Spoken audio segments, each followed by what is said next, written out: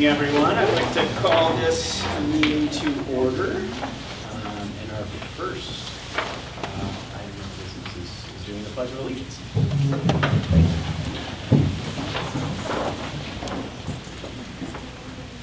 I pledge allegiance to the flag of the United States of America and to the republic for which it stands, one nation, under God, indivisible, with liberty and justice for all.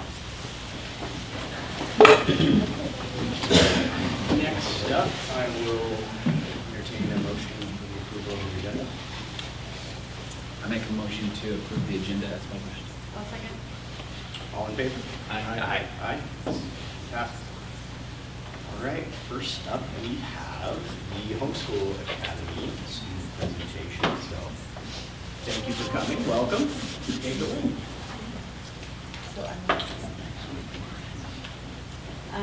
So I'm Elise Mcgonagall. I'm the director of the Homeschool Academy program.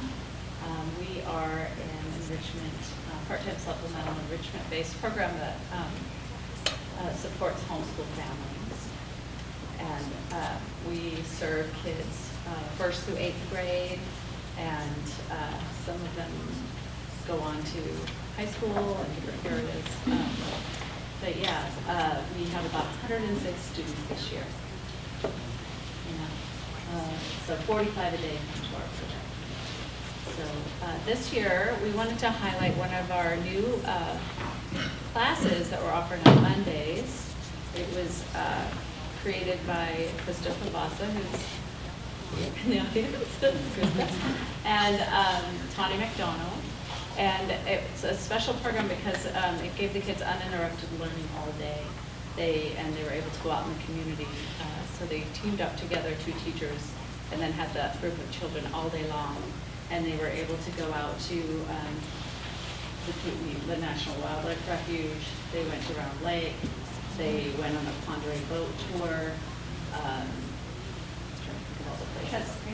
Trestle Creek, and they went to a chestnut tree farm. So they were learning about birds and trees and all kinds of things, and it's been really amazing to watch them learn. So very excited to share.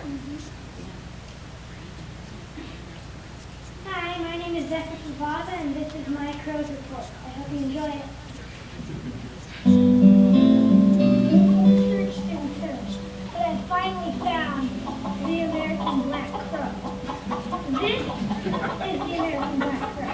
Right here. No, it's not. That is not a black crow. That is a chicken. The American black crow. That's not the black crow either. That is a baby pig. Now this is the American crow. Black eyes, black feathers, black feet, and black beak. No, it's not. That is actually a, wait. No, never mind, he's right. The American crow makes 3 distinct sounds. It makes this sound, and it makes this sound, and it makes this sound. You will see a group of crows. A group of crows is called a murder. They called it, back in the olden days, in the Middle Ages, they were seen scavenging at cemeteries and on battlefields. Here are going to be some fun facts about the American. Fact number 1, the American crow as a baby is extremely cute. It is also called a hatchling.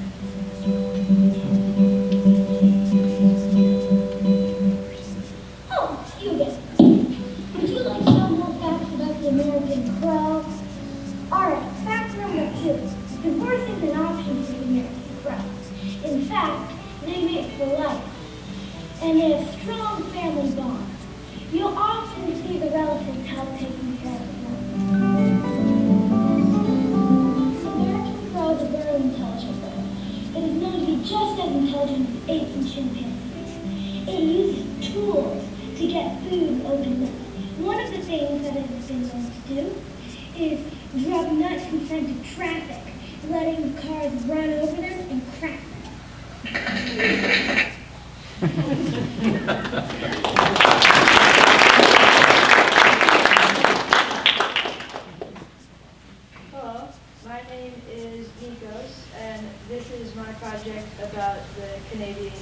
goose.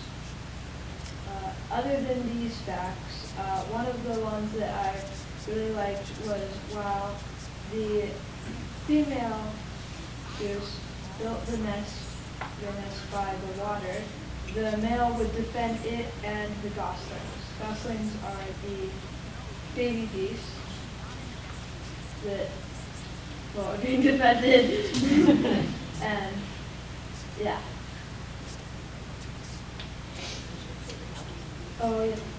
My favorite field trip of this year was the Young Living Tree Farm, where we got to learn about how they make the essential oils and stuff. I really like that because my mom likes that stuff, and I like to show her some of the stuff about it. Where's that? I don't know. Up and down or something. Hi, I'm Willow.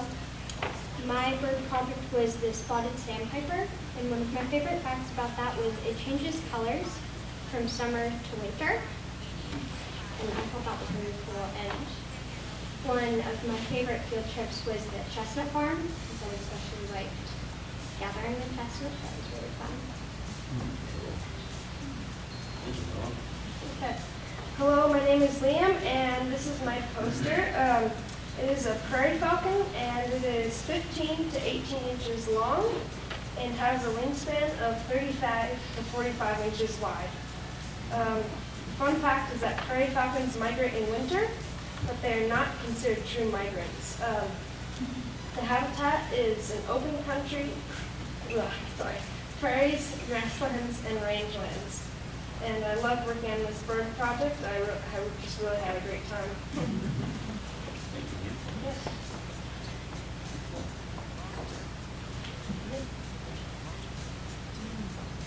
Do you guys have any questions for the homeschool again? You done any other documentaries? That was pretty good. Well, I had more on that one, but it had to be shortened. We have that effect. It's like a 20-minute video. Oh, yeah. Yeah, nice. All right. Well, thank you guys very much. That's thank you. a fantastic presentation. Thank you. Excited for you guys to have fun, learning a lot. And they're going to come up and take your picture now. Oh, that's We'll right. give We you a got second. pictures. So let's give them a round of applause.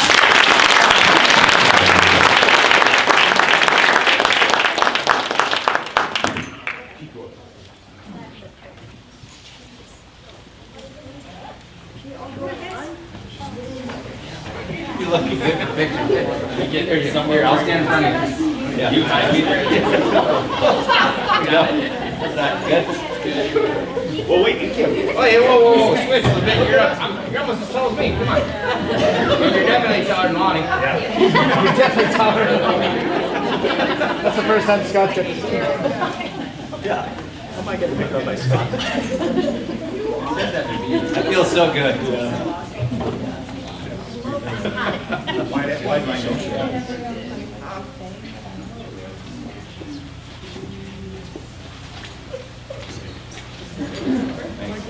Thank you guys. You get one stuff? Oh, sorry. Better in the back, too. Well, that happens. Like yourself. I got there. Thank you. Good job, guys. The board and I gave you guys Christmas cookies. Good job.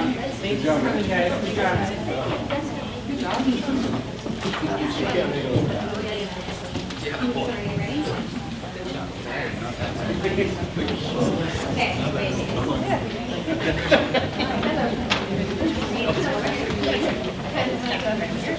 Honestly, it's hard to throw with standing up. Should have left it. I guess it was too long, but should have left the. All right, thank you guys. Now we have Southside Elementary up with. I'm Jennifer Smith, principal at Southside Elementary. So one of the unique things about Southside is we are a STEM designated school through the state of Idaho. As part of our STEM designation, we have an emphasis on project-based learning. This year, our staff has embarked on a year-long professional development focus on delivering creating and delivering high-quality project-based learning units for our students and integrating those within our curriculum. So today we have our 5th graders are here today with their teacher, Mrs. Nelson, and they have just finished their first project-based learning unit of the year that they are going to show you the process and their presentations that they have created as part of that. So I'm going to introduce, this is Tori and Wade and Jack. Hi guys.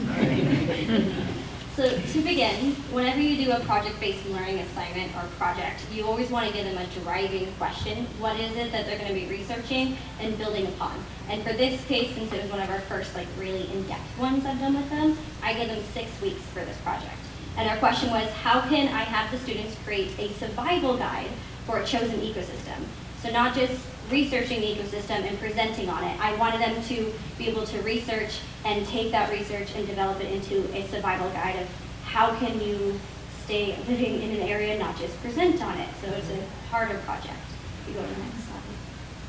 So to get them into the mindset of why they need to understand survival, especially living up here in North Idaho, I put them in a survival ecosystem challenge. They were put in random groups and they gave these little flashcards to them. I came up with ecosystems and random things that they were stranded there with because we just read an excerpt from Hatchet, so I tried to put them in a similar situation. And then they had to collaborate, and this was a crunch of time. I gave them 30 minutes and they had to tell me how they're going to survive working with this team. Then when things were going great, like here's a hazard, something randomly has occurred, and then they had to figure out how to overcome that hazard. So what was that experience like? I got a predator and it was annoying, but we had the stuff to make a weapon to kill it, but it was still difficult. Yeah, we had a predator too, and it was hard to kill.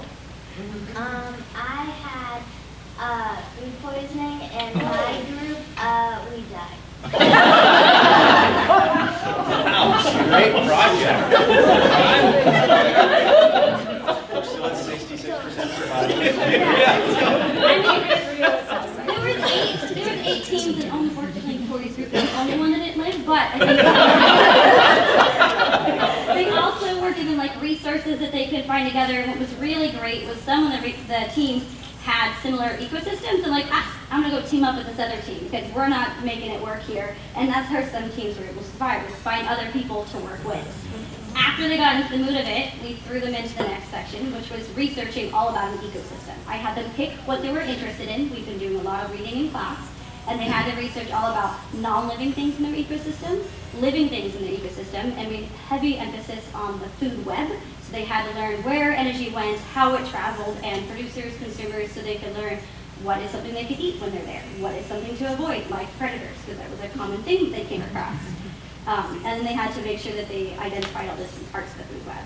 Moving on to the next section, I had them become experts in those fields, between science, reading, and then other projects that we did. What were some things that you guys did to research for your PBLs? We used books like Hatchet. We also used researching on computers to help.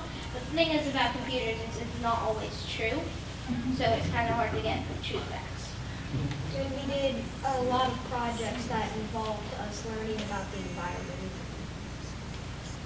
We had these science videos that would help us save an ecosystem and see if the little mini board game would, and we would help it survive. So then the next step that we followed through was I gave them the guidelines. Now that we've learned about ecosystems and we've had the survival challenge, I gave them the criteria of what their guidebook had to have. And what were the components you grouped? We had to have how energy moves through an ecosystem. Text connections. And human stewardship and reflection. I thought if it wasn't hard enough, why don't we give them another section where they have to not only learn how to survive in that ecosystem, but how can we protect and conserve it as well. And then the next step was them researching. Like I said, they had 6 weeks, and then I let them make it in any way they wanted. So some kids made poster boards, some kids made little booklets, and I wanted them to share some of those final projects with you. So I did the Rocky Mountains, and I think probably my favorite part was designing it and the challenge.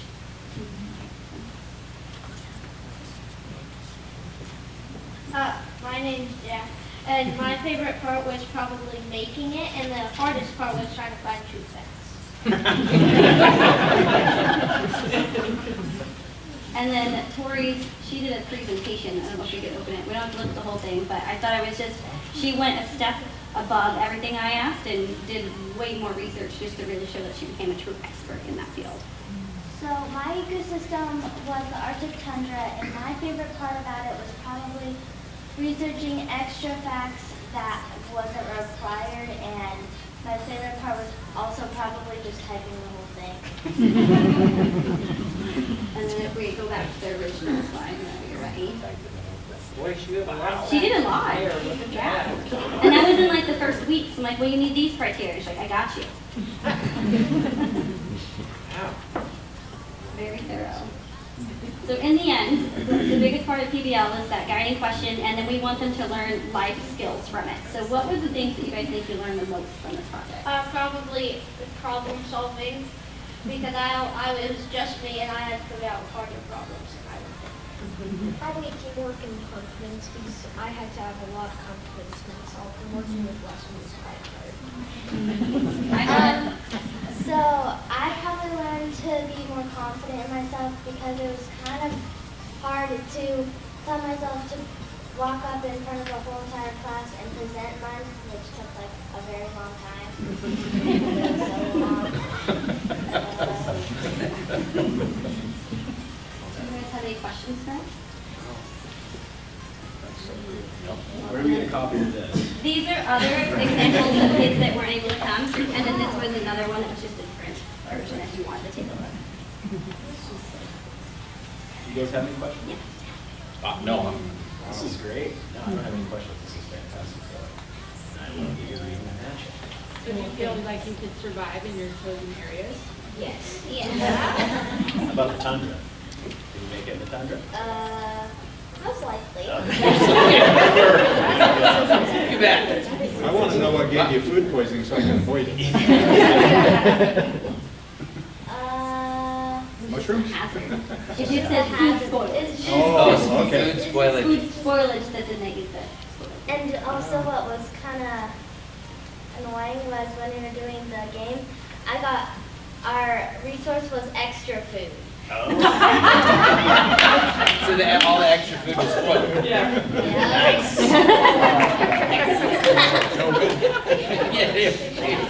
Well, thank you guys very much.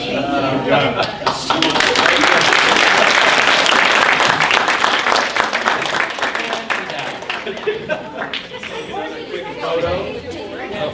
And then we'll take these in. Oh yeah, orange trail, yeah. Same thing, yeah. Never doing that.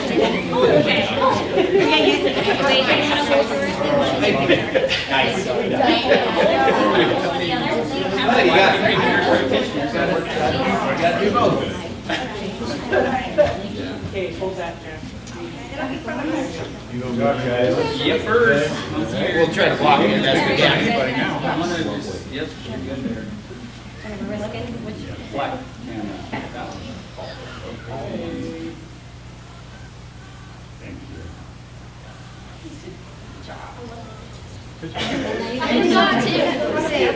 Gave me serious. Survive a series. And this is from the board now. Yeah. Why did you teach this just Eat now? all the Christmas cookies. Yeah, you eat them all in one spot. Tonight. Good job. Thank you. Wait, what? he's like, this is not part of the plan. Extra food. And parents don't, it won't hurt anyone's feelings. Yeah, feel free. Great job, you guys. Really nice. Yeah.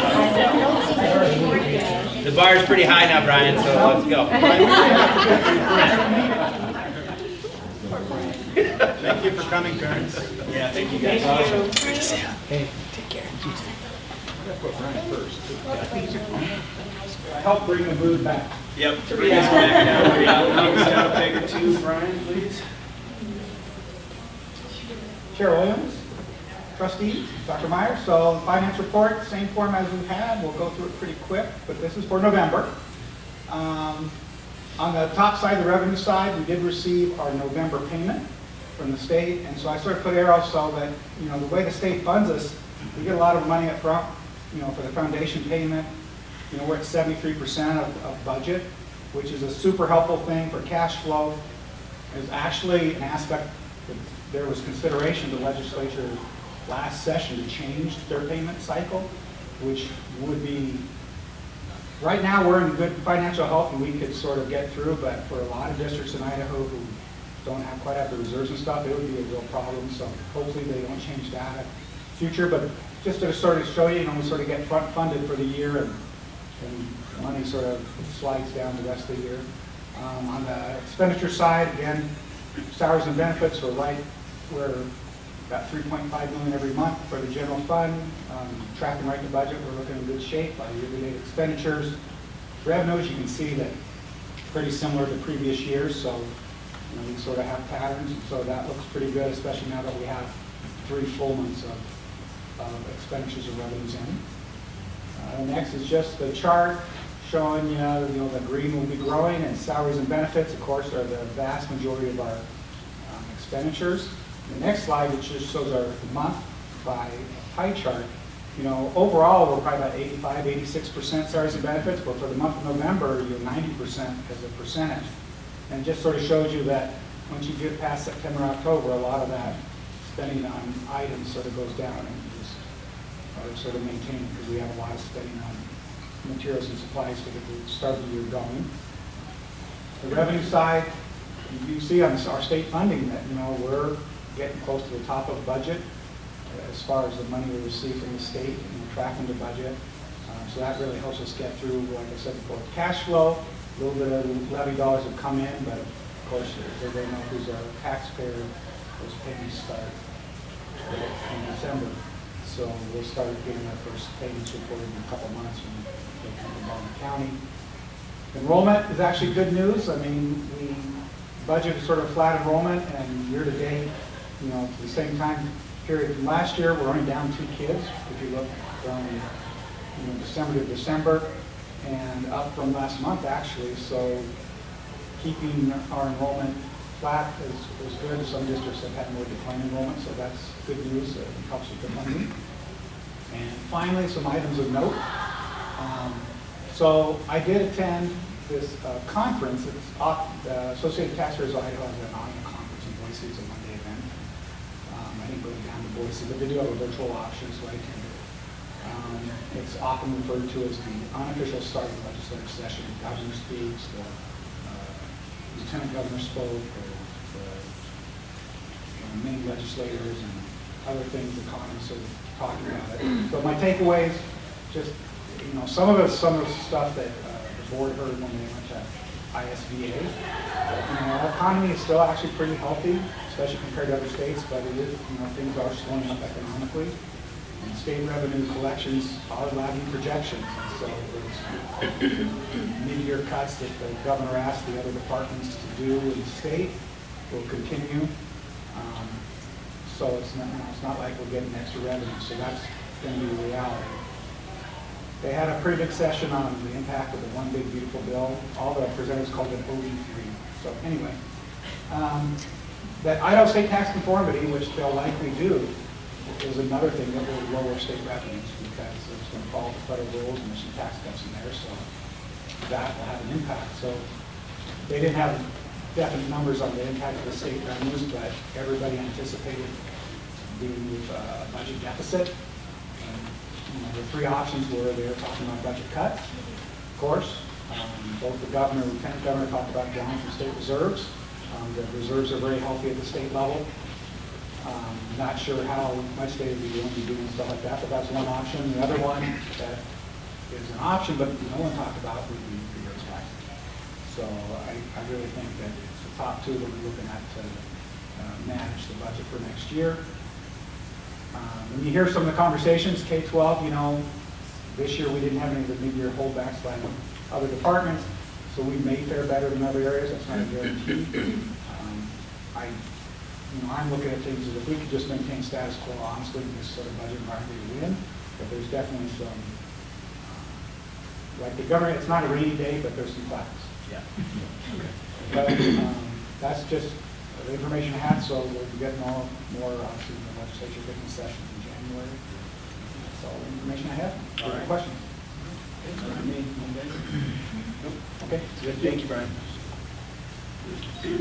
Next up, we have Superintendent report from Dr. Becky Meyer.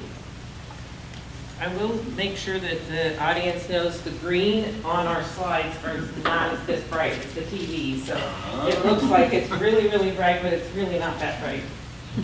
So December report for the board. Just reminding everyone what our strategic plan is. We have the 4 buckets, and at the center of everything we do is the student learning. Every student, every day.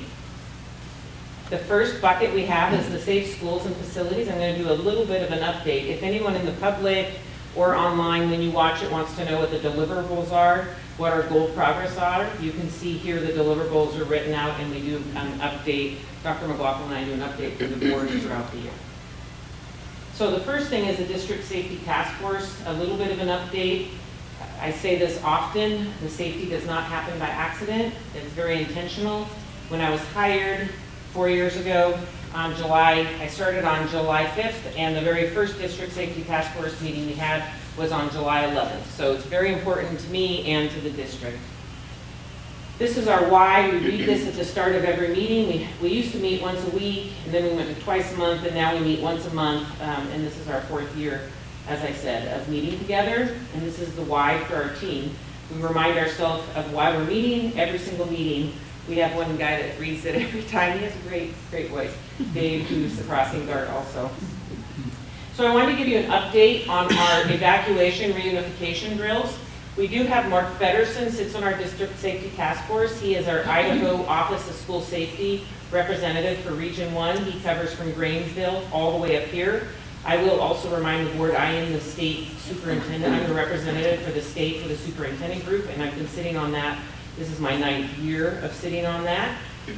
And he has told our group, and we're not familiar with any other district in the entire state that gets through, that has a plan to do an evacuation reunification for every single one of its schools on a 3-year rotating basis. So we do the full meal deal. There's a few districts that have done maybe a school. There's a prior district that I was in that did one school 1 year, but they haven't done it since then. So just letting you know as a board that you are supporting very high level of being proactively. Student safety is the most important thing we can do, and we are putting our efforts where your goals are. So we just finished what I call the Big Daddy, which is Sandpoint High School, Sandpoint Middle School, and Homeschool Academy campus. If anything was to ever happen, that is one campus, and the event would be for the entire campus. So we did the Big Daddy. Kelly Fisher, as you know, is the director and in charge of the entire process. Her and Keith Delante and myself went through. I stayed for 2 days. They were there for 3 several years ago for training with the I Love You guys.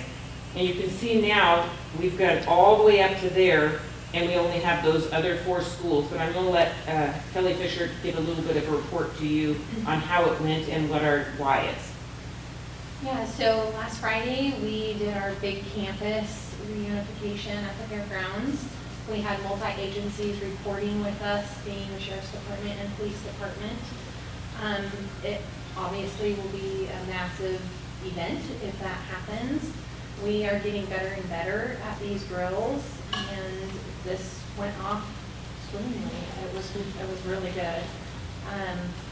The next slide, if Dr. Meyer goes there, it just created this in our why to get out to the community of why these drills happen. I would say 99.9% of parents who run through these drills with us are thankful and grateful, but this is really our why. These drills, like Dr. Meyer shared, are built from the I Love You Guys platform. They're consistent, proven practices, and of course we just want to provide families the quickest, calmest, safest way to reunify with their kids in the event of an incident at their schools. And a huge shout out, CSO JD McElroy is here. He's in charge of the in-town schools, and he does a lot behind the scenes. with the Bonner County Fairgrounds, and he did a lot with the sheriff's office to get the drone. We had a drone so he can analyze how it all went, and so they do a lot. He and Kelly and the CSO team do a lot behind the scenes to prepare to get ready. And then our district office team, the facilities team, our technology team, they are volunteering for all the stations. I would really encourage you, even people that are not going to be on the board anymore, I would really encourage you to come watch the process so you can see how it's very organized. It takes somebody with Kelly's level of executive functioning. We've learned something every time, but this is not something you just pull off at the last minute. This takes a lot of organization and putting a lot of things together. And I will tell you, we are going to do 2 more schools in the spring, probably one in March and one in April, but we don't release the dates ahead of time, but I will certainly tell the board, and I would love to come to brag and have you watch everything that unfolds. It's really professional, and I think the principals that were there would agree with me. So this is a big kudos for our district. I can't say enough about this process and the school safety. Good job. Thank you. On school safety, I've been keeping the board in the update, but I did want to report back out to you. I met with Chief Kuhn on Monday. You know that we had feedback. We were looking financially. You heard our budget forecast from the CFO, and we really were looking at fiscally not being able to continue with the SRO program and maybe needing to spread out our campus security officers to do the coverage for the district. Maybe it would be more cost effective. I did get a lot of input from staff, input from some patrons, parents, administrators, and I shared this information with the board, but I wanted to let you know I met with Chief Kuhn and we talked about how can we make this work so that we can still continue the SRO, but it's cost effective for us.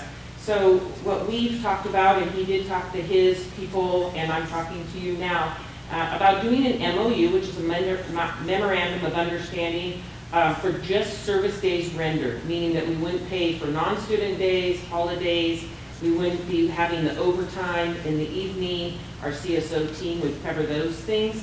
So we would go estimate, we have 168 student days, so looking at around 170 days, and then we figure out it would be about 15 to 20% annual savings to be able to continue with the program and have student coverage. So I truly believe this is going to be a win-win, and Chief Kuhn, who was the first SRO in the program when I helped write it with Chief Lockwood, showing my age, but he was, Chief Lockwood and I wrote the program, and Chief Kuhn was the first SRO. And this is a really good program for us to have with the city, so I think this is a real positive step, and I think it will help have everyone in our community feel really supported.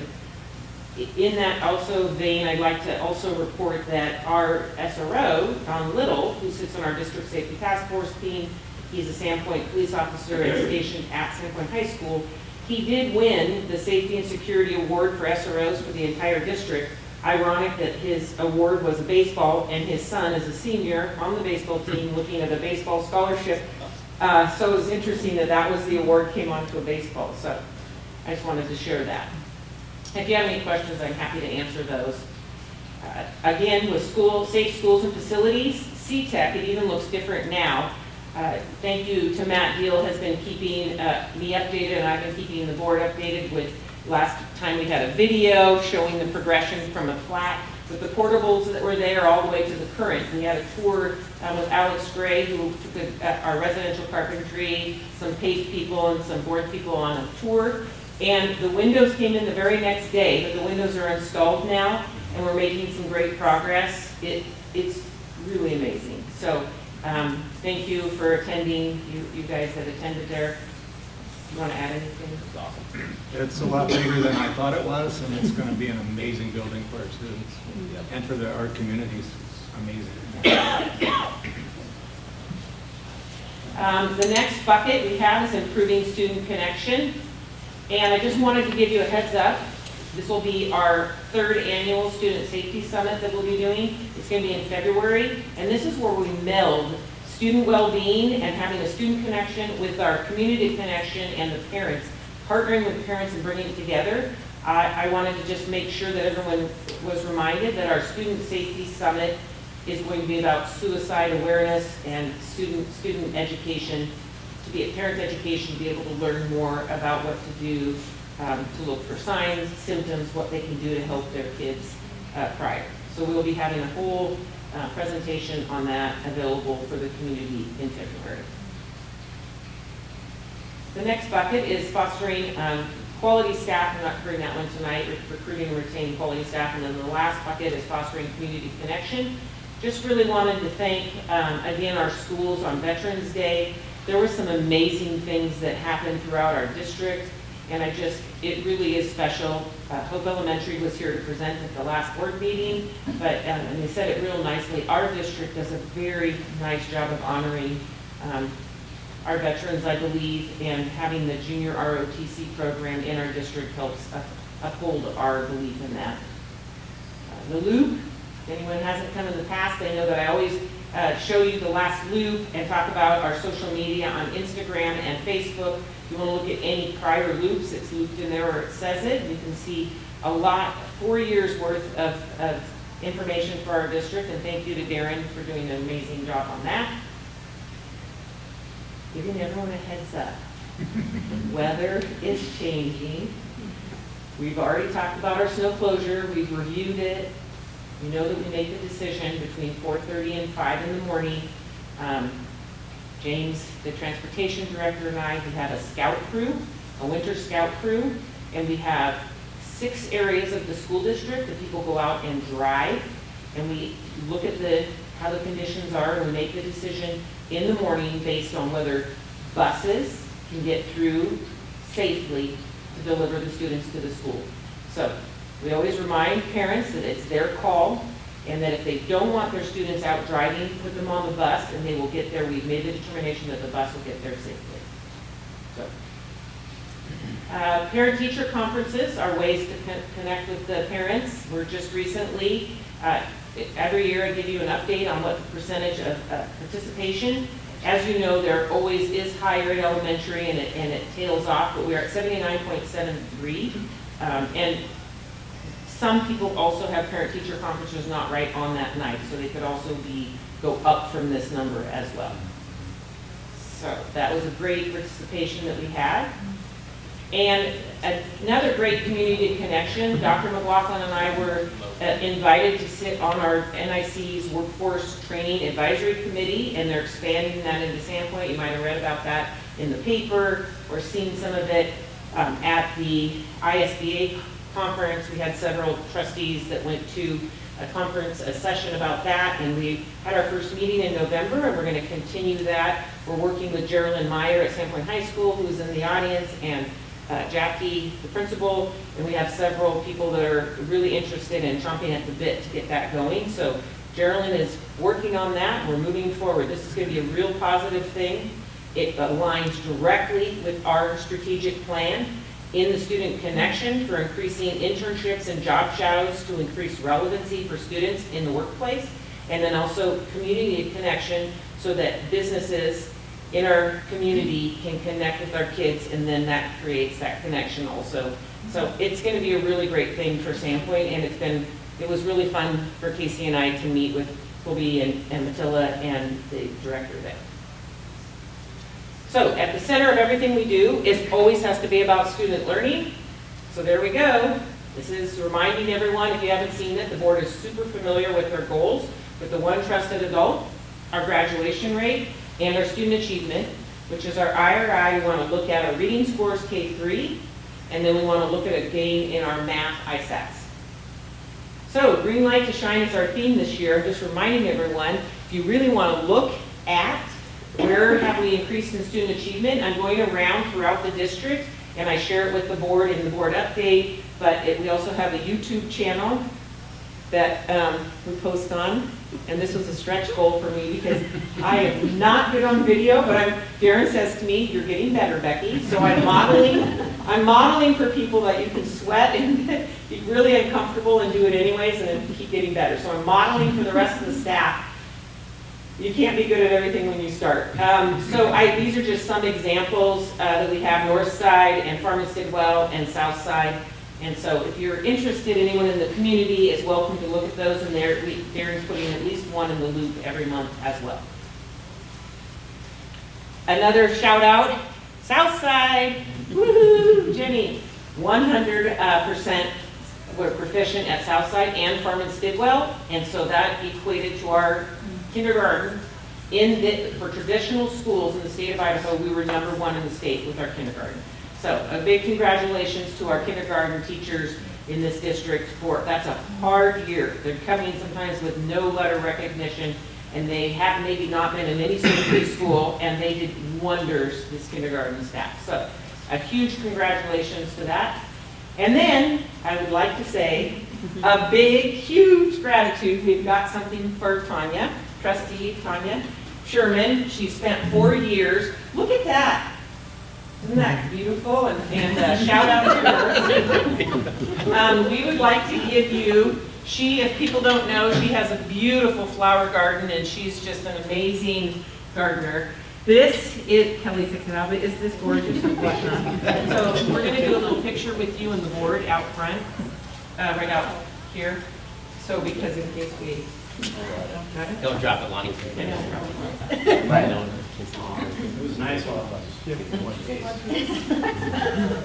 Okay, let's take a picture, guys, with her. Darren, with her. Okay.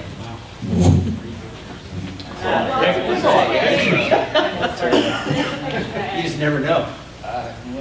Now, this is a very special plant. It's like a very rare plant. It was from All Seasons, and it blooms black. It's blooming right now. It's blooming, and it has black flowers on that. It means the bee plants from the sky.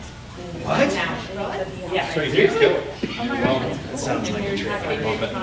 And then this is some, We have no. Where do I fix it? Hide in the back, just right here. Let me just squeeze. and I worked with Weird guy. Yeah, I think she would, do you want that in your Okay, paper? so all we need to do is just shift this direction. The whole crew. Perfect. Say when. Oh, yeah. Okay, just a little. I don't want to be clear in the front. I'm like, Yeah, we go can all get by you. myself.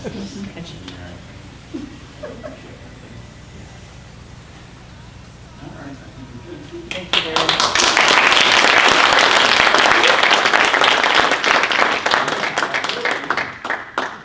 So, thank you. Thank you to Tanya for 4 years. Thank you. Her pay didn't increase, she got no raises the entire time. And the benefit to help our community, so. Now, I also am handing these out to the board. This is the new C-Tech and Alex Gray. They printed these in their print shop at Sandpoint High School. They made these at Sandpoint High School, and Casey, Dr. McLaughlin, created this entire logo. So, and then they had students do the vectors. So this is entire in our district created. It's pretty amazing. So big shout out to everybody and everything we do here. So thank you. Tanya, there's yours.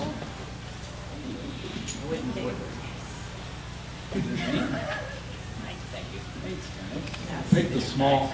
And here's to our new board member coming in January. Okay. Thank you. Thank you, guys. Thank you, Alex. Could have used this a little bit ago, huh? 3 pictures ago, I could have used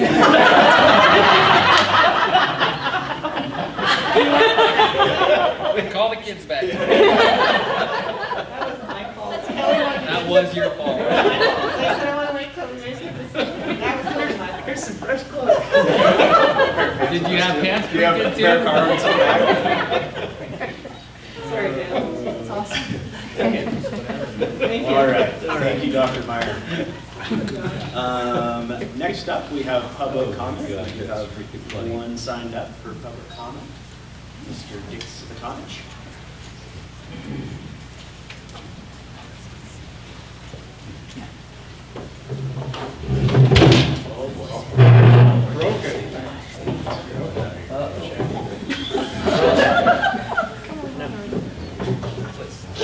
Is there a maintenance man in the house?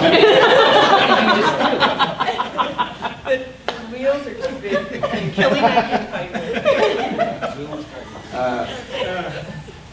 My name's Dick Savitonich. I live at 153 Golden Bay Drive, Sandpoint, Idaho. Chair Williams and Superintendent Meyer, thank you for the opportunity to speak. This brings back a lot of old memories, although not this room in particular, but many, many old memories, and nice to see some familiar faces. I'm here as a citizen, and I've learned some information about the school district, for which I worked 6 years, as a board member of the Panhandle Alliance for Education. When Dr. Meyer came and gave a presentation highlighting your strategic plan and the successes students have attained in the area of academics. And I immediately said, well, I'm coming to talk to the board. I'm going to come and say thank you very much and congratulate you for your governance piece in making this type of student performance happening. I'd also like to thank the teachers and the leadership, Brian Smith, who, gosh, I had the good fortune to work with, and he's just a rock in this district. The many teachers who worked so hard, saw some this evening, and the rest of the staff, facilities, classified, everyone who pitches in. That kind of student performance doesn't happen without a real specific direction. And as a retired school superintendent and now as a citizen, I'm grateful that the school district, which I support, is one of the very best in the state. I'm grateful to all of you. And of course, what I would also say is, this year's just another year. People will say, what have you done for me lately? So keep at it. Thank you. Thank you. Thank you.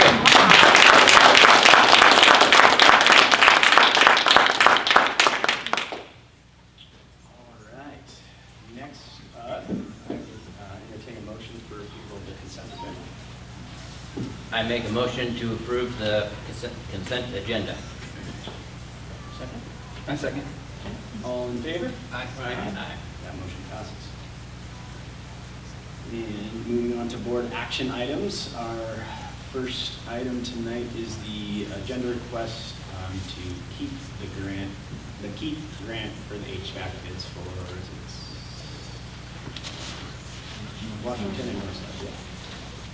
And we do have, did you? Oh, No, sorry. are we coming up or not? Oh, I didn't know if you were getting up, Brian, to discuss. I've gone over this. It sounds to me like we got sealed bids. Then we have one person, one company, Darman, bid for both. And as you guys can see, the financial consideration, 100% of this is going to be covered by that grant from the state. So do you guys, are there any questions on this bid?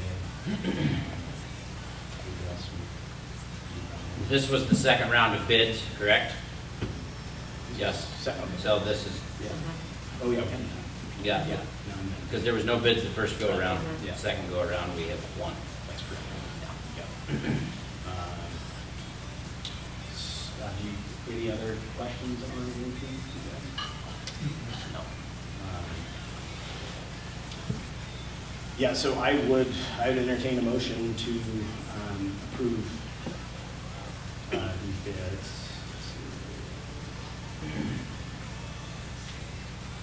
Could I just ask a question? Yeah, go ahead. I guess just out of curiosity, why did we only get one bid? Is there any feedback on that? Is there a, or is that just kind of I would normal defer or to this you time of guys. year? Yeah, I mean, I don't know.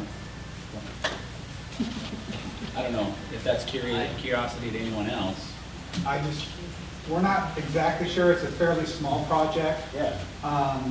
I think some of the subs that have worked with us in the past, who did like our previous HVAC bid with the ESSER one, they're sort of booked out. They just have a lot of work right now. We know that they were working on some pretty good projects in Spokane, Coeur d'Alene. And one challenge that we do have in Sandpoint, as opposed to actually just being down Coeur d'Alene, so sometimes the Spokane and the Coeur d'Alene contractors, they don't want drive the extra 50 miles with their crews, especially for a smaller project. I think that's sort of a challenge. So, you know, in Darden, they're right there, sort of on state line and even Lake.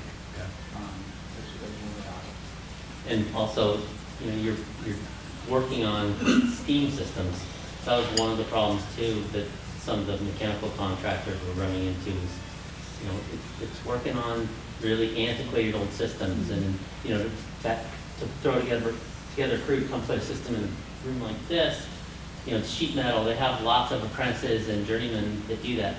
These old systems, most of the guys that knew how to work on those are either buried or retired. Yeah. So limited people to do that type of work. There was actually when we looked at the bids today, and we did talk with Darden afterwards, but saying that they were, they sold it. And Corey, the architect who helped us with the specs, asked, well, we finally found a plumber. It was his question to work on the street system. Yeah. Well, I guess we're lucky that we got Darden. Yeah. Be a problem moving forward. Okay. Well, thank you guys. Thank you.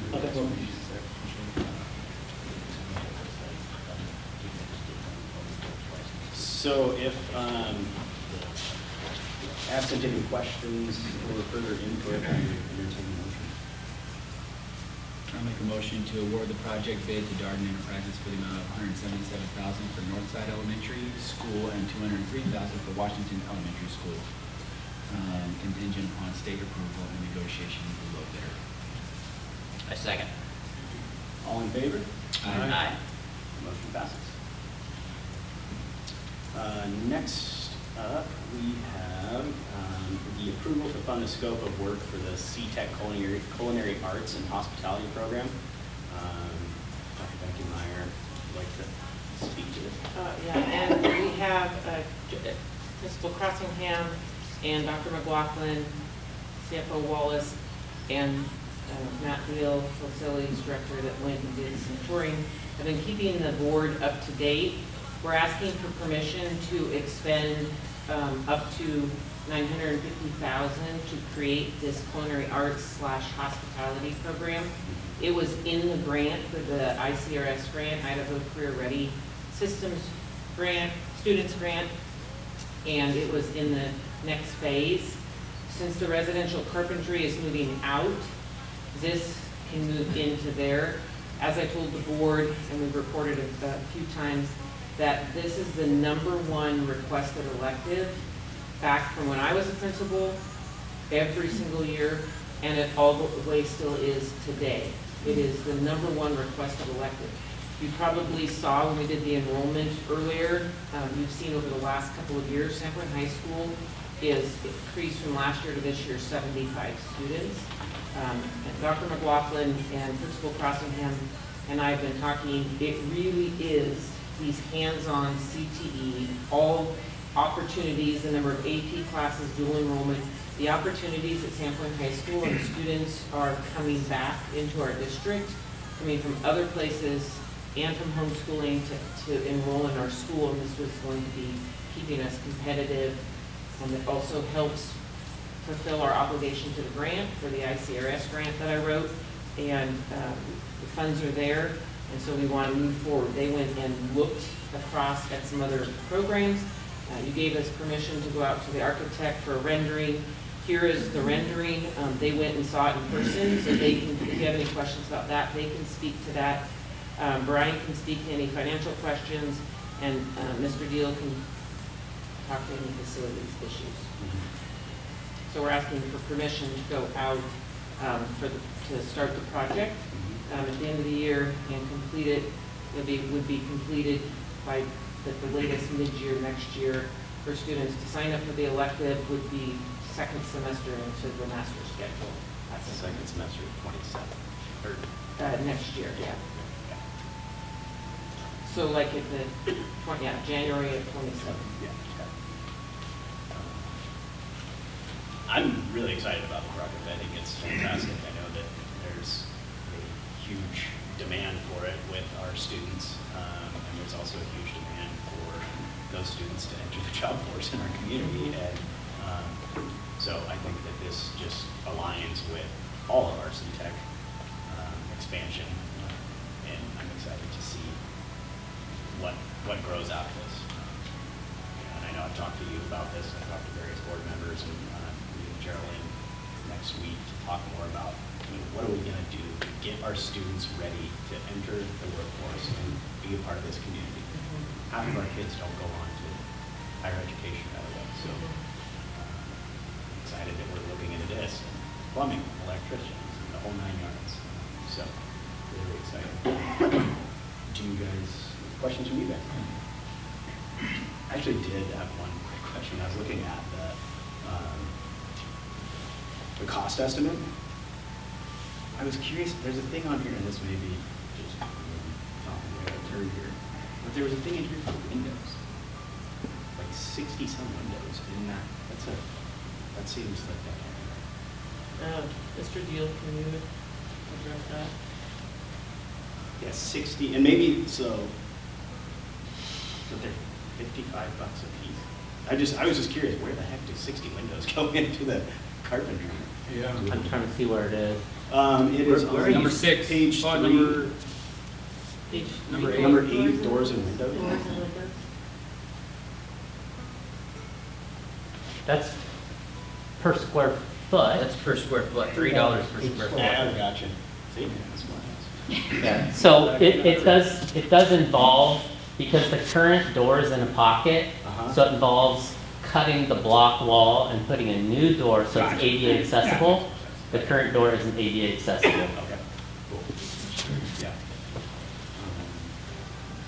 And then we'll also eliminate the big garage roll-up door, and probably that door on the top left corner will probably get framed in also. This drawing is mostly just for the kitchen equipment layout. This isn't the architect's drawing. This is a really close concept for the kitchen equipment layout, which I could go over with you if you were interested. No, Okay. Maybe I had a question Yeah, go ahead. for Brian. What is the fund balance right now, like our reserve funds? Is there a way to just see that minus this 950? Yeah, I mean, we ended last year at, $22 million in general funds, so this would take it down to maybe down to 21. And then the projection of that continuing to We down did over the build, next 5 we're years. projecting to slowly build that down. We're almost at 6 months of fund balance.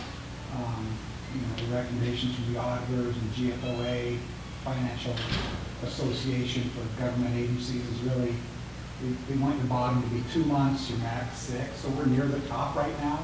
So if we slide a little bit down, we're still very healthy. If it did come that maybe we thought it was going to hit the general fund a little too hard, we still have our Fund 435, which is our state facilities fund dollars. That is a fund balance right now, about 6.5. We're obviously going to use some of that for San Quentin to go with the other state funds we're moving. But so because we also use those resources, we're in a good spot to be able to do some of these projects like this. It's funny because as finance directors and business managers, whenever you have a superintendent come to you and say, I have a great idea, you go, no. And so when, Dr. Maya first said, this is the one to go, and we decided to take a look at what was going on in the school district, I have to tell you, it was pretty exciting.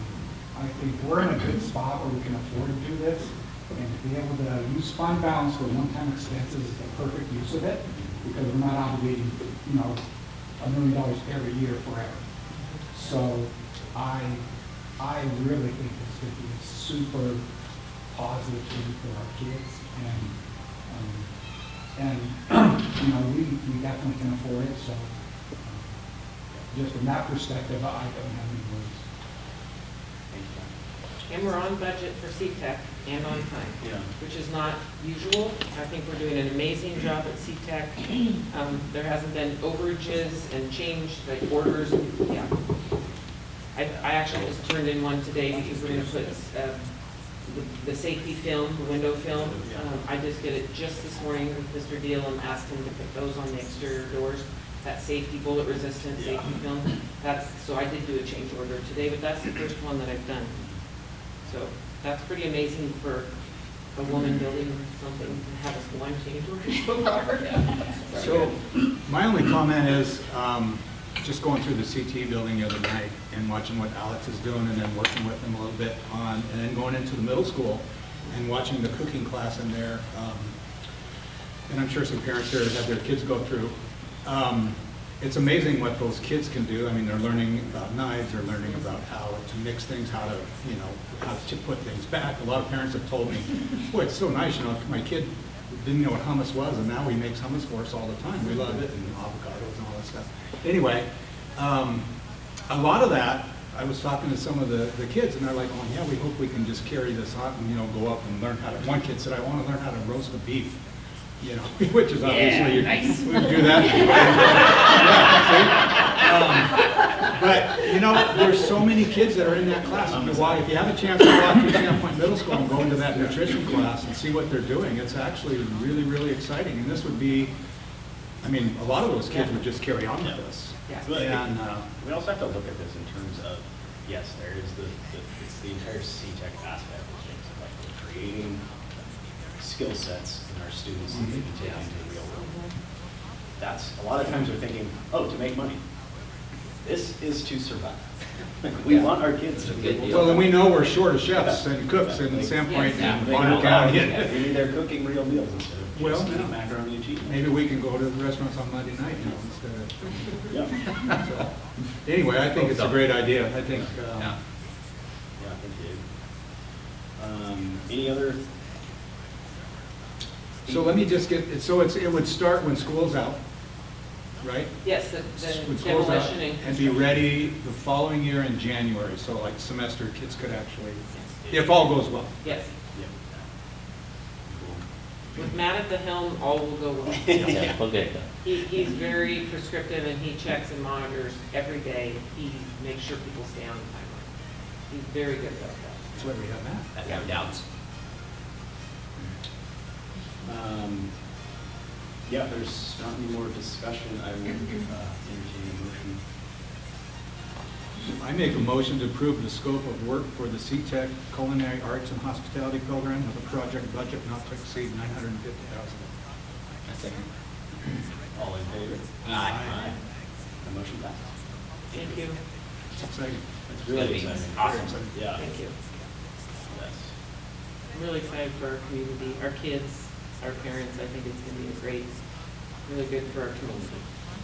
Yeah. Just an anecdote here, like I was speaking with a restaurateur in town last year, and it was a pretty busy time of year. He said he could use 100 more people. And he was not joking. He said, I could use 100 more people between all of my spots. I'm like, good luck getting 10 spots. Yeah. Like, it's not Good luck. Yeah, so this is fantastic. All right, moving on. Next up, we have the approval of request for proposal for switch equipment, and Technology Director Matt Brass is here. Any questions? Did you guys get a chance to read through it? Okay. Matt, you're welcome to hit any high notes if you want to. Pretty much all in there. If you guys have any questions. Yeah. You guys have any further questions or comments? Okay. I would entertain a motion for this, but just, I guess, for the edification of everybody out there. What we are putting out here is, this is access points and switches that we need to replace in the district. We are on a 5-year replacement schedule for these. However, like many projects like this, you have stuff that takes some catching up. This is all focused at getting the latest, the oldest stuff and getting it back into this schedule over 5 and 6 years instead of the 7 plus. 70% of this is going to be covered by the E-rate program. and the rest of it. You do have this budgeted into your budgetary year, correct? Yeah, it just runs the same budget that we go year to year. We are on the first phase of this year. Yep. So next year we'll just roll in and we'll finish phase 2. We'll have everything updated. Cool. Any questions from the board? Okay, I would entertain a motion. I make a motion to approve the bid submitted by Ethnetics, Inc. as presented. Second. All in favor? Aye. That motion passes. Next up, we have alternate authorization for Jonathan Tottenham at Southside Elementary School. John is he's a PE teacher. I know John, I know Tanya knows John. He's a fantastic individual, very, very great with kids and connected with kids in this community.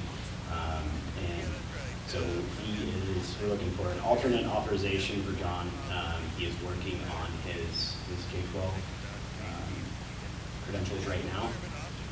Funny thing is he already has a master's in ed. So it's kind of backing into this. John is a sailor by trade, but not a lot of, I'm guessing that's where this comes from. It's from his steamboat and stuff with his sailors. So I would entertain a motion to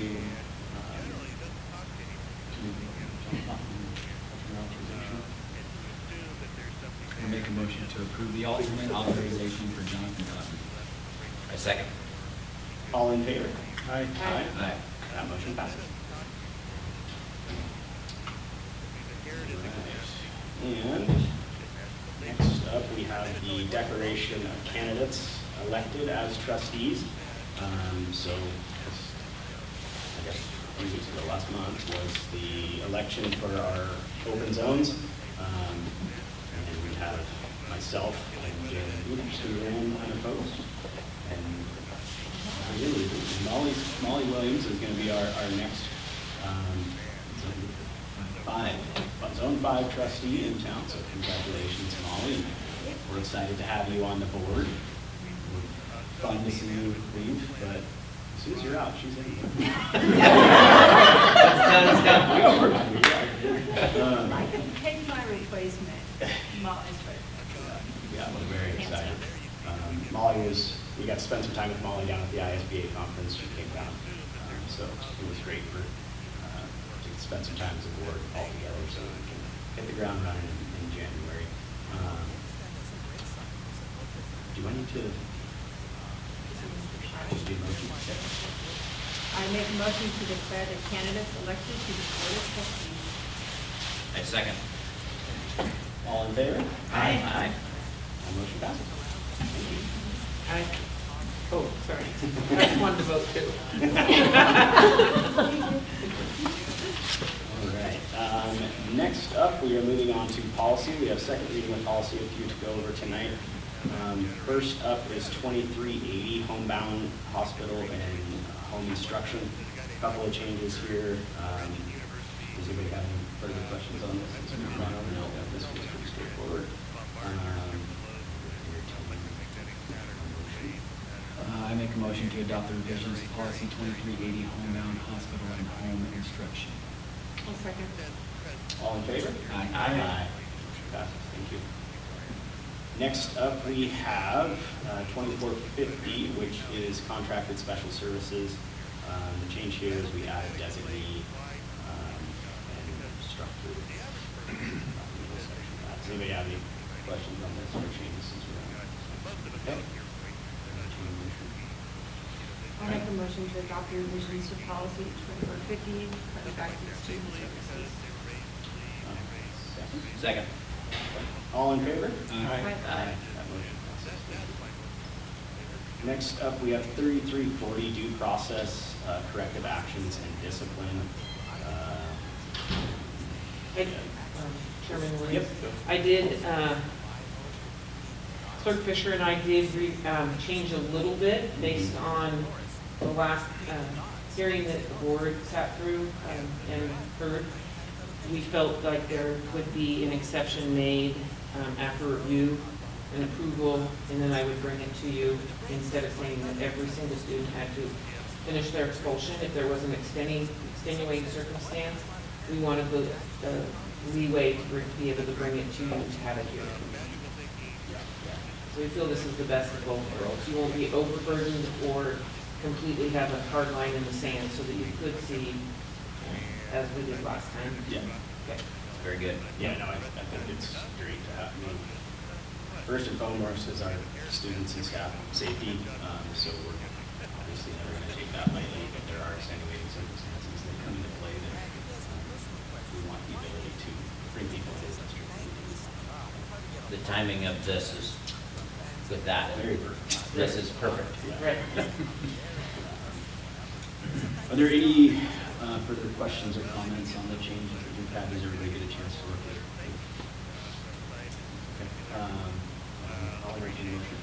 I make a motion to adopt the revisions to policy 3340, due process, corrective action, and discipline. A second? All in favor? Aye. That motion passes. Thank you. All right, next up we have 3345, restraint and seclusion. This is the one that we took about half of it and moved it to the procedure, the new procedure. And then just a few minor changes, which we'll see. We have any other questions on? I make a motion to adopt the revisions to policy 3345, restraint and seclusion. Second? All in favor? Aye. That motion passes.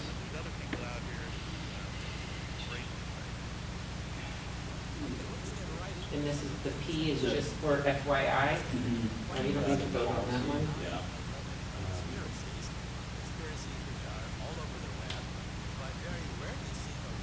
The procedure. Yeah, so that's all that we Yeah. know. Was the only main difference changing it from 30 to 10 months on restraint for? Yes. Okay. It's just new advice, best practice advice that came out, yeah. And then also the board policy should not be 20 pages long. The procedure should be the majority of it, and the policy should just be what you, the overarching that you want to enforce in the board. We changed here, so that would be good. That's the intention. All right, thank you. Moving on to 8605, retention of district records.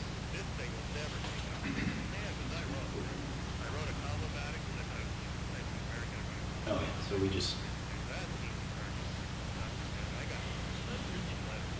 Yeah, 2 years.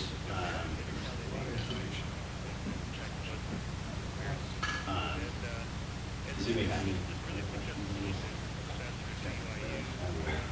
Entertain a motion. I make a motion to adopt the revisions to policy 8605, retention of district records. I second. All in favor? Aye. Aye. Motion passes. All right, moving on to non-action items. A couple weeks ago, we were down in Coeur d'Alene for the ISBA conference. There's a ton of really good stuff. A big part of it is the resolutions.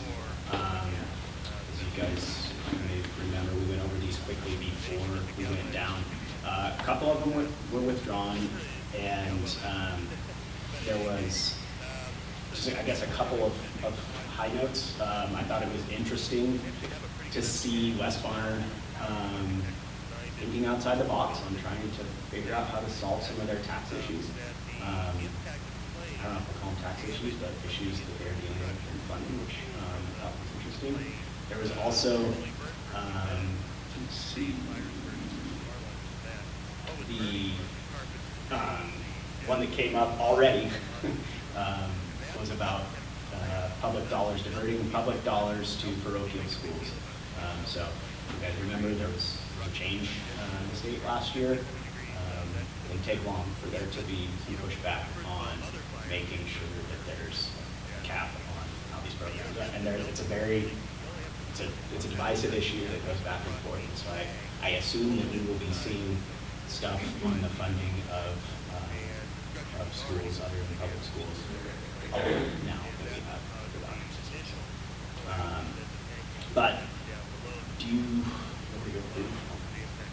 Okay. Unless people have. Yeah. Do you guys have any questions or comments? No, I was there and asked all my questions. Yeah. We had. I was present as well, so I'm good. Yeah. It was a good session. It was, and there was, I personally, I enjoy when people get up and try to make their case. Like that's why we do this. On a quick aside, before we just bounce out of that, one of the things that we talked about, like we said, was the workforce training, and that's going to be a big push, not just for us, but I think across the state. It was really, really cool to sit in 2 breakout sessions, both of which were a part of LPOSD School. And it's cool when they're talking about our students that are entering these programs. We know these students, like Dylan Thompson was a kid that they kept talking about who became a millwright. Yeah, and it's just fantastic that we have those type of programs, and I'm really excited about expanding that. I've spoken to a lot of business people in town over the last couple of weeks that are in the trades, and there is a huge desire and need. I know it's going to be a gigantic lift because there's so much of this that I don't really understand on the curriculum side of things, but my pie in the sky, Care Bear in the clouds, go ahead and dream type of thing is we need to create a space for these kids that have a curriculum that fits their outlet. So that's my dream for this project for our community and these kids is that we have a really good place for kids going in the trades and get that training. So are there any? Well, the one I found interesting, we three went to it, the logging. Yeah. The wood, they donated so much wood to the CC program and stuff. Yeah. But it would be neat to, there was a lot of discussion about, the machines taking over people's jobs, but that's not really the case in the logging industry, right? I mean, you still need people in the mills, and I thought that was really interesting that to try and bring those classes, and there's a simulator, I guess at the University of Idaho, that they go all over the state, and they will teach people how to drive a truck or how to operate an excavator in there. I mean, and they said that's available for our students. We're incredibly lucky. We're sitting in that room and we look around and all these other trustees are going, and so I'm looking at it going, we have this all right here. We are doing a disservice to our students to have these opportunities and not really dive in. So a lot of people in the state are thinking out of the box because the logging industry has paid for education for a long time until they kind of cut it a couple of years. Did things differently, but way to get back to it. Yeah. Moving on, any administrative announcements by any of our student administrators? Well, speaking of the logging industry, we just found out today that we didn't get the 101 Women's Grant. It's all right. But we got the Stimson Lumber Grant. Sweet. And the surprise is they asked us how much we were going to get from 101 Women, and we told them, and we don't know how much Stimson Lumber is giving us until the check comes in the mail. And we wrote the grant for $15,000. So, like I said a couple of meetings ago, we're getting really close to having a permanent outdoor ed structure for Hallie, for outdoor ed, or whoever teachers in that building on our playground, hopefully in the fall, if this goes through. So. Very cool. Jackie? Well, first of all, just thank you for the culinary. That's huge. We're super excited about that. We've got lots of good ideas and plans. But one announcement is we just had our first student along those lines pass his CDL this year. So far, I think we did 5 last year, so we just had our first this year. So that's super exciting. Send Scott their name. Yeah, exactly. Also, it's that sandwich time of year between Thanksgiving and Christmas, and so it's always kind of a crazy time for students. And I just really appreciate Aaron Roos's mentors class. They have done a fabulous job springboarding us last Friday for our assembly with the swim team and just the connections activities that they did that day just to bring the whole school together. But then the kids each wrote grants or came up with ideas and plans, and so we're starting to implement those. So it was dodgeball at recess and musical chairs at not recess, at lunchtime. And next week there's slime making and cookie decorating, but they just really have been planning a bunch of activities to keep kids connected and really involved in the school. It's really fun to see. And then yesterday we had a new student enroll, and that group has taken it on themselves to take them around and introduce them to everyone. And it's just really nice to see those connections. And then our counseling department, who we refer to as the Magnificent Seven, they got into every 9th grade science classroom today and are working on the Trusted Adult Initiative. So we feel like we should be close to 100% of our 9th graders being able to really work on and identifying that. So lots of connections happening. Cool. Quick one to add on that, our girls and boys basketball teams are heading down to Idaho Yes. Falls tomorrow, the day after? Tomorrow. Yeah, next 3 days. Title I Tip-Off Classic this weekend. That's going to be exciting. A lot of growth for those teams on the court, off the court, and charity coming back to San Diego. So it's really cool. Yeah, exciting. Good stuff. Southside, we're plugging along. There's nothing quite like navigating the balance between those holiday spirits and learning. That's 3 weeks. So while we're staying focused on the learning, we've got a lot of community holiday events coming up, like our K through 2 Christmas concert, our I was doing a movie night for the weekend this week. So we're just, Excellent. Making it through. I just want to add one more thing. Speaking of the forestry, we do have a forestry program. One classman, Brenda Woodward's teaching at San Juan High School, looking to expand, and she's working on her CTE certification. She was at our residential carpentry meeting, construction meeting, and then I got a text from Blake Manley, who runs the Idaho Forest program, and he's coming up to meet with me on Thursday, him and Jody. So we're making progress on that and hoping to expand that. Also, Connexu Land Trust, we said this last year, but just so the public knows, Connexu Land Trust, Dr. McLaughlin met with them, and they're willing to let us use their lumber mill they have over at their site. So there is a way it could all fit together. And for those of you who are at the tour, Scotty Fitchett would love, his father is, and he does logging, and he would love to get us to create our own lumber and then build products and houses and all different types of things based on us doing even our own lumber. So there is a big picture in mind that I think we're getting there, and just a lot of great dreams and hopes for our kids, for sure. So thank you for That's your work. fantastic. Yeah. All right, well, I'll talk to Scotty. Yeah. We're going to get Thorny. All right. I will entertain a motion to move into executive session.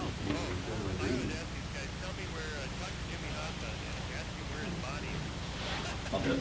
It's your last one.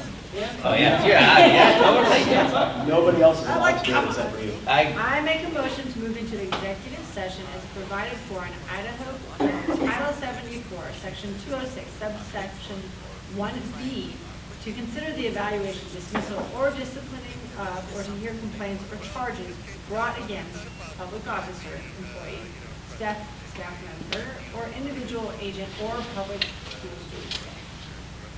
Second. Great job. Good job. Roll call vote. Trustee Burns. Aye. Trustee White. Aye. Trustee Peters. Yes, that's it. Trustee Sherman. Aye. Chairman Linder. Aye. Thank you. All right. We'll move into executive session. Thank you, guys. Thanks for coming, you guys. Thank you.